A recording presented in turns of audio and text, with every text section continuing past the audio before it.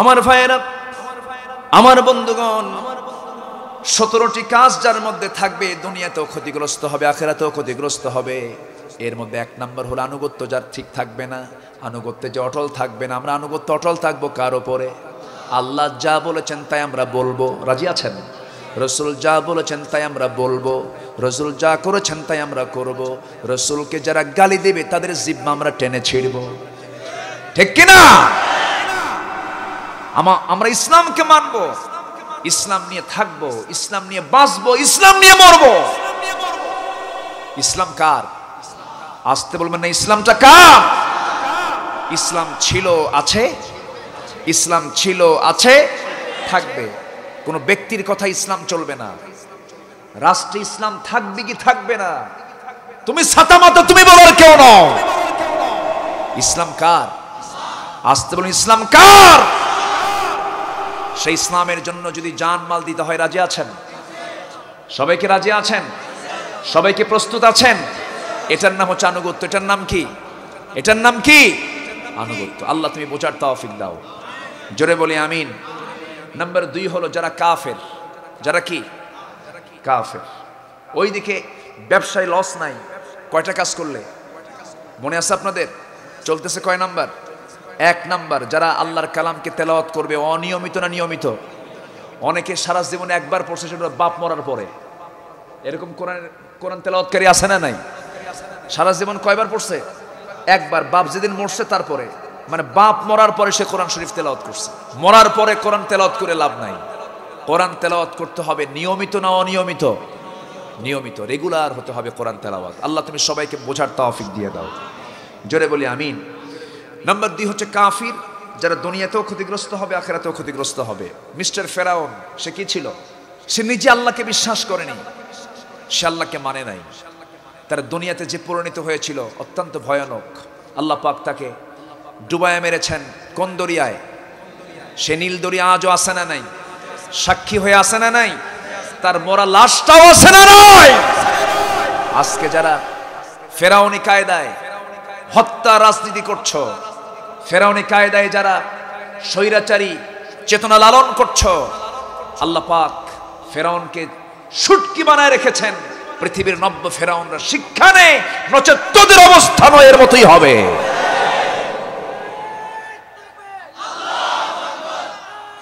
সম্মানিত ভাইয়েরা, তাহলে যারা কাফের তারা দুনিয়াতেও ক্ষতিগ্রস্ত হবে, আখিরাতেও ক্ষতিগ্রস্ত হবে।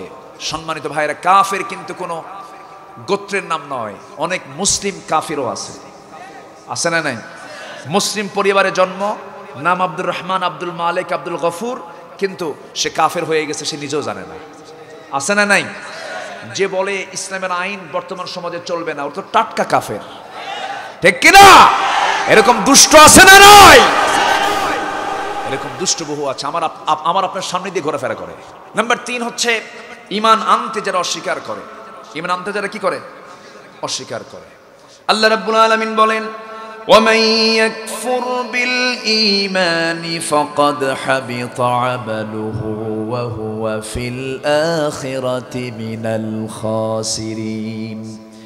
এই যে আমি 17টা বিষয় আমি উপস্থাপন করতে চাচ্ছি, তার মধ্যে 3টা হলো সমস্ত আয়াতের মধ্যে খুসরান শব্দটা আছে। খুসরান শব্দটা আর নোকসান শব্দের মধ্যে তফাৎ হলো। খুসরান এক বিষয়ে, নোকসান হচ্ছে আর এক বিষয়। ব্যবসায় নেমেছি, লাভ হয় নাই, শুধু লস হয়েছে, ক্যাশটা উঠে আসছে, এটা হলো নোকসান। খুসরান হলো ব্যবসা করতে যাই আসি, পুঁজি নিয়ে ব্যবসায় নেমেছিলাম, লাভ তো দূরেই থাক, পুঁজি শুদ্ধ আউট, ওটার নাম হলো খুসরান। ওটার নাম কি? খুসরান। যারা দুনিয়াও শেষ হয়ে যাবে, আখিরাতটাও শেষ হয়ে যাবে, সেটা হলো খুসরান। আল্লাহ রাব্বুল আলামিন বলছেন এবার 4 নাম্বার, যারা ইসলাম ছাড়া অন্য কোনো দিনকে যারা গ্রহণ করবে, তারা দুনিয়াতেও ক্ষতিগ্রস্ত হবে, আখিরাতেও ক্ষতিগ্রস্ত হয়ে যাবে। আল্লাহ রাব্বুল আলামিন বলেন, ওয়া মান ইয়াবতাগি গায়রাল ইসলামি দীনান ফালান ইউকবালা মিনহু ওয়া হুয়া ফিল আখিরাতি মিনাল খাসিরিন। জোরে বলুন আল্লাহু আকবার। নাম্বার 5 হলো আল্লাহর সাথে সাক্ষাৎ করাকে যারা মিথ্যা মনে করে। আমাদের ওয়াজগুলো শুনে অনেকে হাসে, আসে না নাই? বলেন, হুজুর আপনি কোন বাকিগুলো কথা বলেন, আখেরাত আছে, কি যেন আছে, হুজুররা শুধু নগদ নগদ না কথা বলে, বাকি বাকি কথা বলে। এরকম হেয় প্রতিপন্ন করা কিছু লোক আছে না নাই? পরকালকে বিশ্বাস করতে চায় না, পরকালকে সন্দেহ যারা করে, আল্লাহ রাব্বুল আলামিন বলছেন قد خسر الذين كذبوا بلقاء الله সূরাতুল আনআম 31 নম্বর আয়াতে আল্লাহ রাব্বুল আলামিন বলেন যারা আল্লাহর আয়াতকে, আল্লাহর সাক্ষাৎকে, আল্লাহর সঙ্গে সাক্ষাৎকে যারা অস্বীকার করবে তারা ক্ষতিগ্রস্ত হবে। কার কথা? আল্লাহর কথা। নাম্বার 6, আখিরাতকে যারা অস্বীকার করবে তারাও ক্ষতিগ্রস্ত হবে। ইন্নাল্লাযীনা লা ইউমিনুনা বিল আখিরাতি যায়্যানা লাহুম আ'মালাহুম ফাহুম ইয়া'মাহুন উলাইকাল্লাযীনা লাহুম সুউল আযাবি ওয়া হুম ফিল আখিরাতি হুমুল আখসারুন। জোরে বলি আল্লাহু আকবার। আখিরাতকে যারা বিশ্বাস করবে না, দুনিয়াতেও লস হবে, আখিরাতেও তারা ক্ষতিগ্রস্ত হয়ে যাবে। এরপরে নাম্বার 8 হলো আল্লাহ রাব্বুল আলামিন বলছেন আল্লাহর আয়াতকে যারা অস্বীকার করবে তারা দুনিয়াতে ক্ষতিগ্রস্ত হবে, আখিরাতেও ক্ষতিগ্রস্ত হবে। ওয়ালা তাকুনান্না মিনাল্লাযীনা কাযযাবু বিআয়াতিল্লাহ ফাতাকুনা মিনাল খাসিরিন। জোরে বলি আল্লাহু আকবার। নাম্বার 9 হলো আল্লাহর পথে যারা বাধা দেয়, বাধা সৃষ্টি করে, বক্রতা সৃষ্টি করে, ওয়াজ মাহফিল চলবে না। আছে না নাই? আছে না নাই? ওয়াজ মাহফিল চলবে না, ভালো কোনো কাজ চলবে না। লাভ কি করে?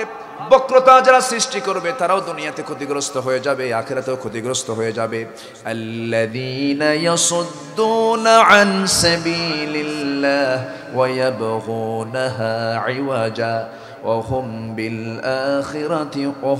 بالآخرة هم كافرون أولئك لم يكونوا معجزين في الأرض وما كان لهم من دون الله من أولياء يضاعف لهم العذاب ما كانوا يستطيعون السمع وما كانوا يبصرون أولئك الذين خسروا أنفسهم وضل عنهم ما كانوا يفترون জোরে বলি আল্লাহু আকবার।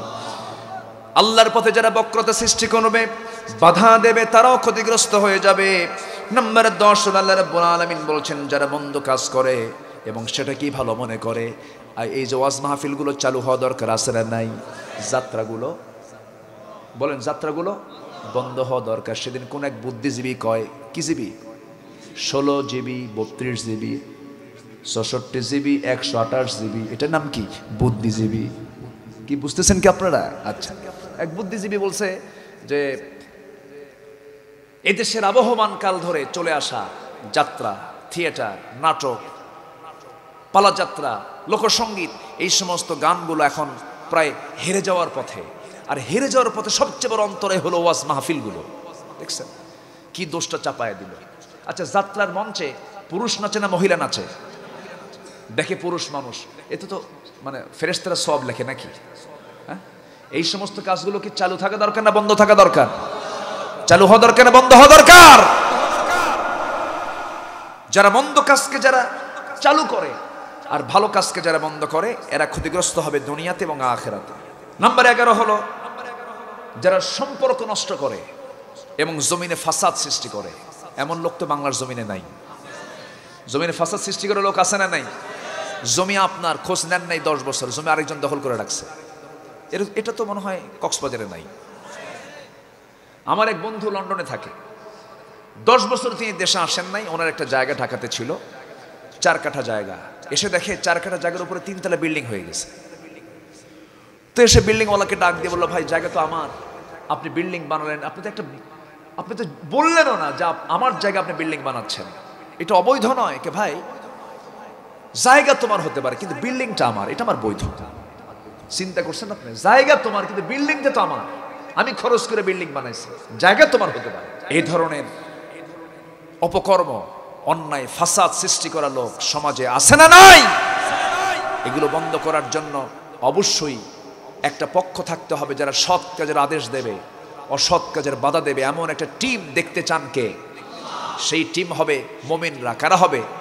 মুমিন ওয়ালতাকুম মিনকুম উম্মাতুন ইয়াদউনা ইলাল খায়র ওয়া ইয়া'মুরুনা বিল মা'রুফ ওয়া ইয়ানহাউনা আনিল মুনকার। এই টিমটা হতে হবে মুমিনদের জন্য। আমরা এই টিমের সদস্য হয়ে যাব। জোরে বলি ইনশাআল্লাহ, আর জোরে বলি ইনশাআল্লাহ। নাম্বার 12 হচ্ছে যারা ধন সম্পদের মোহে আল্লাহকে ভুলে যায়। ধন সম্পদের মোহে আল্লাহকে ভুলে যাওয়া যাবে? ধন সম্পদের মোহ এটা কে দিয়েছেন? টাকার প্রতি নেশা আছে না নাই? সম্পদের প্রতি লোভ আছে না নাই? বইয়ের প্রতি টান আছে না নাই? এই লোভ অবৈধ নয়, এই লোভ থাকতে হবে। এই লোভ না থাকলে আপনি তো পাগল। আপনি যদি ইনকাম না করেন বউকে চালাবেন কেমনে? কিন্তু সেই ইনকাম, সেই লোভটা থাকতে হবে বৈধ পথে না অবৈধ পথে? বলেন বৈধ পথে না অবৈধ পথে? নারীর দিকে টান আছে না নাই? নারীর দিকে যে পুরুষের টান নাই সেটা কি পুরুষ? আমার কথা কি বোঝা গেল? নারীর দিকে টান থাকতে হবে। নারীর দিকে নজর যায় না?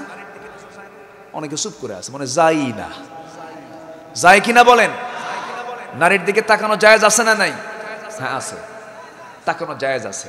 মার দিকে তাকানো জায়েজ আছে, মেয়ের দিকে তাকানো জায়েজ আছে, বোনের দিকে তাকানো জায়েজ আছে, বউয়ের দিকে। অন্যের বউ না, কিন্তু নিজের বউ। কি কথা কি বোঝা গেল? কার বউ? হ্যাঁ, নিজের বউয়ের দিকে আপনি তাকান, মানে যতক্ষণ ইচ্ছা ততক্ষণ তাকান, কোনো আপত্তি নাই। কিন্তু নিজের বউ ভাল লাগে না, পরের বউ ভাল লাগে, এরকম কিছু লুচ্চাম টাইপের লোক আছে না নাই? আছে না নাই? নতুন বিয়ে করছে, একটু বউটা কালো হয়ে গেছে। বউটা কি হয়েছে?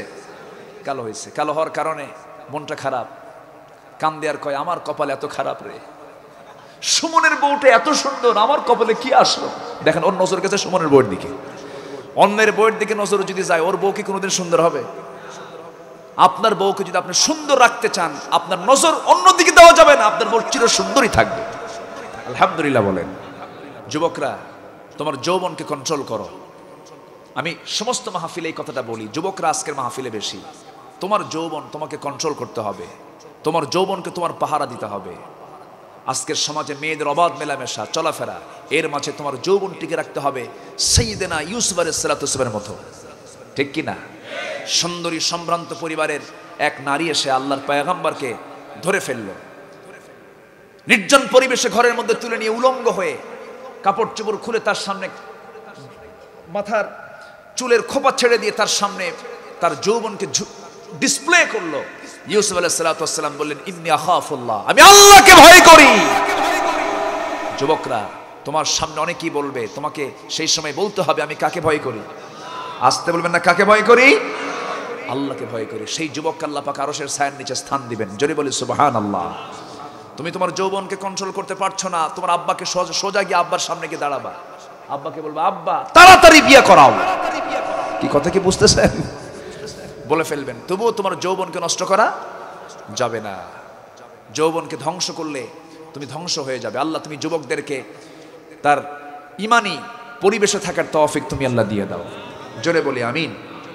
নাম্বার 14 হলো যারা শয়তানের দলে অংশগ্রহণ করবে তারা দুনিয়াতে ক্ষতিগ্রস্ত হবে, আখিরাতেও ক্ষতিগ্রস্ত হবে। নাম্বার 15 হলো যারা কাফিরদের অনুসরণ করবে। নাম্বার 16 হলো যারা বাতিলের প্রতি বিশ্বাস রাখবে। 17 নম্বর হলো যাদের নেক আমলের পাল্লাটা হালকা হবে, তারা কোথায় যাবে?